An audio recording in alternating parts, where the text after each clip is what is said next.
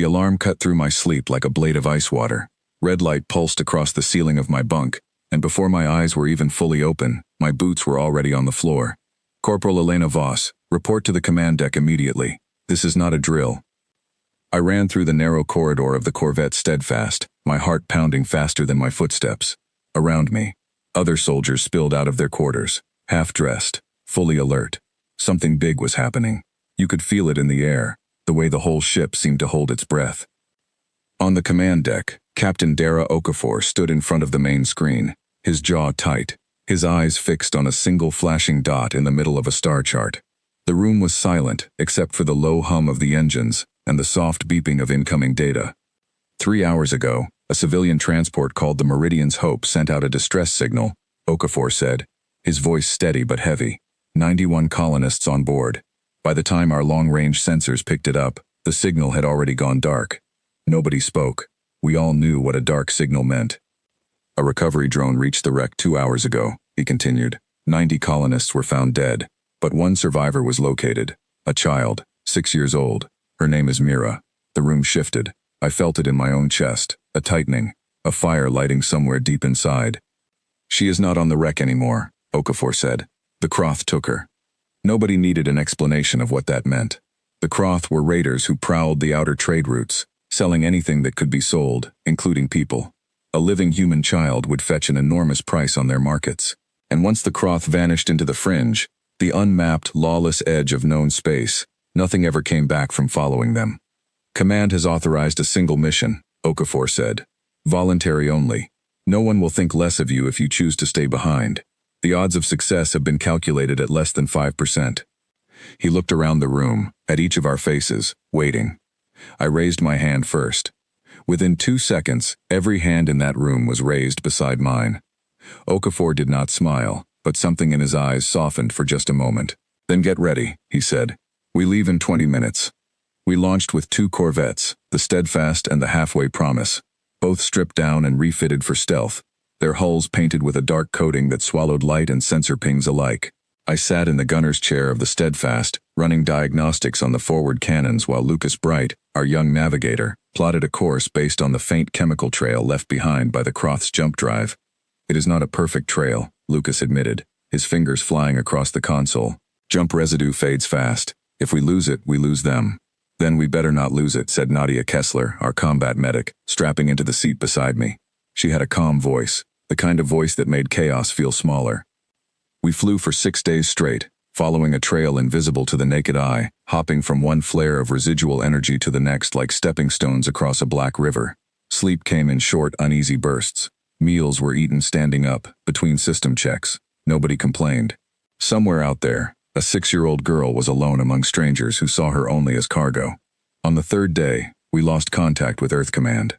The jump trail had carried us far beyond the range of any relay station, into a stretch of space that had no name on any human map. Simon Trask, our communications officer, tried for hours to re-establish a link, his frustration growing with every failed attempt. We are on our own now, he finally said, removing his headset and rubbing his eyes. Okafor nodded slowly. Then we finish this on our own. On the 5th day, disaster struck. A stray piece of debris, invisible until it was almost on top of us, tore through the outer hull of the Halfway Promise. The decompression alarm screamed through both ships. For 3 unbearable minutes, we did not know if our sister ship had survived. It had, barely, but their co-pilot, a quiet man named Peter Voss who shared my last name though we were not related, did not make it. The Halfway Promise limped along beside us after that, patched together with sealant and prayer, but it still flew. Nobody spoke about Peter for long. There was no time for grief yet. Grief would have to wait its turn, like everything else. On the 6th day, the trail led us to it. A trade station, an enormous wheel of rusted metal spinning slowly around a dead star that gave off no light and almost no warmth. Our sensors picked up dozens of ships docked along its outer ring, some clearly Croth vessels, others belonging to buyers from a dozen different systems. That is where they are keeping her, Okafor said, studying the readouts. We do this fast, we do this quiet, and we get out before they know what hit them. The plan was simple in theory and terrifying in practice. The Halfway Promise would create a diversion on the far side of the station, drawing patrol ships away from the docking ring closest to the detention holds. Meanwhile, the Steadfast would slip in through a maintenance corridor that our scans identified as lightly guarded, find Mira, and get out before the Croth realized we were even there. I want to be honest, my hands were shaking as I checked my gear one last time, not from fear of what might happen to me, from fear of what might happen if we failed. Nadia noticed. She placed a hand on my shoulder. "We are not going to fail," she said, "not today." The halfway promise peeled away first, its engines flaring bright against the darkness, drawing exactly the attention we needed. Within minutes, alarms lit up across the station, and Croth patrol ships scrambled from the docking ring, chasing after what they believed was a lone intruder. That was our signal. The Steadfast slid quietly toward the maintenance corridor, engines throttled down to nearly nothing, running dark. Lucas guided us in with a steady hand, threading the needle between two massive support struts with barely a meter of clearance on either side. "We are in," he whispered, as the docking clamps engaged with a soft clunk that felt impossibly loud in the silence. Okafor led the way, with Nadia and me close behind, and two more soldiers, Grace Miller and Owen Hale, covering our rear. The corridor smelled of hot metal and stale air. Pipes ran along the ceiling, hissing faintly with pressurized gas. We moved fast and low, following the layout Simon had pulled from the station's outdated navigation beacon. "Detention holds should be 2 levels down," Simon's voice crackled softly through our earpieces. "Take the service ladder on your left." We climbed down in silence, boots barely making a sound against the rungs. At the bottom, the corridor opened into a wider space lined with holding cells, most of them dark and empty. My chest tightened as I scanned each one, searching for any sign of a small human figure. Then Nadia grabbed my arm and pointed.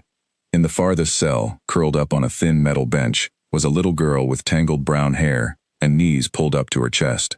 She was so still I feared for a moment we were too late. Then she lifted her head, and her eyes, wide and dark and frightened, met mine.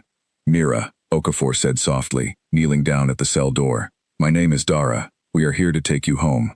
She did not move at first. 6 days of running, 6 days of fear, and now here she was. Still not sure if we were friends or something worse. I understood. She had every reason not to trust anyone anymore. I stepped closer, slow and careful, the way you might approach a frightened animal. "My mother used to draw horses with me when I was your age," I said quietly. "Do you like horses?" Something shifted in her face, a small nod.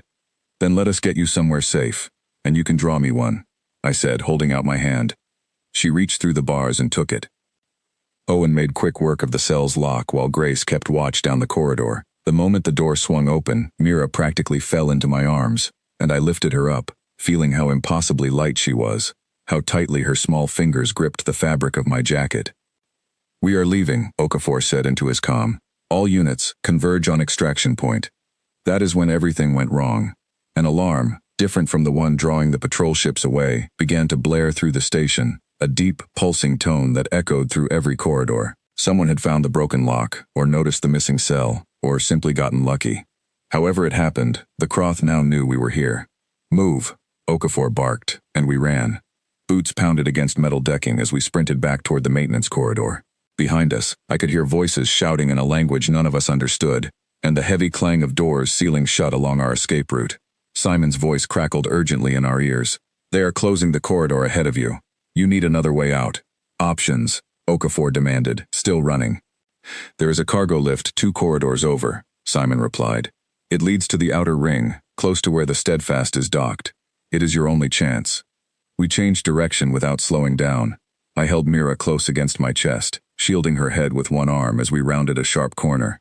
Behind us, the sound of pursuit grew louder, boots and machinery, and the low mechanical growl of security drones activating along the walls.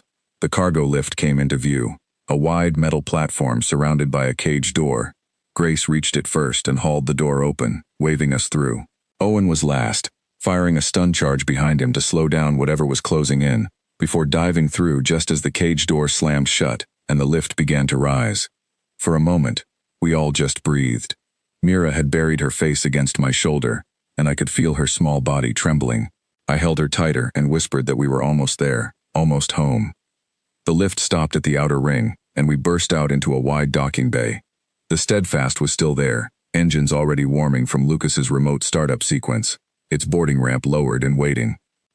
"We are almost clear," Okafor said, and for the first time in 6 days I heard something like relief in his voice. Then 3 Croth interceptors dropped out of a side hangar, blocking our path to the ramp. They were fast. Faster than I expected, their weapons already charging with a low whine that made my stomach drop. Okafor did not hesitate. He raised his weapon and fired a warning shot that struck the ground between us and them, forcing them to scatter for half a second, just enough time.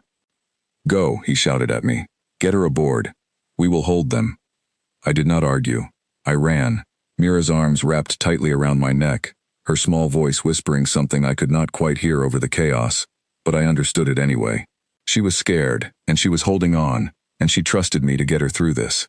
Behind me, I heard the exchange of fire, the shouts of my team, the mechanical shriek of the interceptors maneuvering. I did not look back. Okafor's voice echoed in my mind, the words he had said before we ever left Earth. "Do not look back. Keep moving. Get her home." I reached the ramp and stumbled aboard, and Lucas was already at the controls, engines roaring to life beneath us. "Where are the others?" he shouted.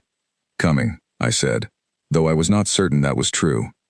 Through the open ramp, I saw Grace and Owen sprinting toward us, weapons still firing behind them to cover their retreat. They made it aboard just as the ramp began to close, and Lucas pushed the engines to full power, tearing us away from the docking bay in a burst of speed that pressed us all back into our seats. "Where is Okafor?" I shouted, my heart hammering. Silence answered me at first, and then Grace's voice, tight with grief. "He stayed behind to buy us time. He told us to go." I wanted to scream, to turn the ship around, but Lucas was already navigating us through a storm of incoming fire, weaving between the interceptors with skill that seemed almost impossible. Behind us, the halfway promise appeared suddenly from the far side of the station, guns blazing, drawing the interceptors' attention away from us just long enough. Then, through the static of the comm channel, one final transmission came through. Okafor's voice, calm even now. "Get her home," he said. "That is an order." The channel went silent. I held Mira close, my own tears falling freely now, and she looked up at me with an expression far too old for a child her age, an expression that understood loss far better than any 6-year-old should have to. We flew for 2 more days before we finally reached the edge of known space and re-established contact with Earth Command. When the relay connection came through, Simon's voice cracked as he relayed our coordinates and our status, and the response that came back was immediate. A full fleet escort was already on its way to guide us home. Those 2 days felt like the longest of my life. Mira did not speak much, but she stayed close to me, sleeping curled up in the seat beside mine, waking often with a startled gasp before remembering where she was and settling again. I told her stories about Earth, about oceans and forests, and the sound of rain on rooftops, anything to fill the silence and keep her mind away from what she had lost. When we finally descended through Earth's atmosphere, the sky was a brilliant blue, scattered with soft white clouds, and I watched Mira's face pressed against the viewport, her eyes wide with something like wonder despite everything she had been through. "Is that home?" she asked quietly. "That is home," I told her, "and you are safe now."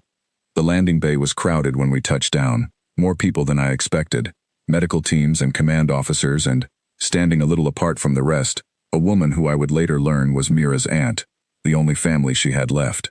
When Mira saw her, she let go of my hand for the first time since the detention cell, and ran into her aunt's arms, and the sound of that reunion, the crying, the relief, the disbelief, was something I will never forget.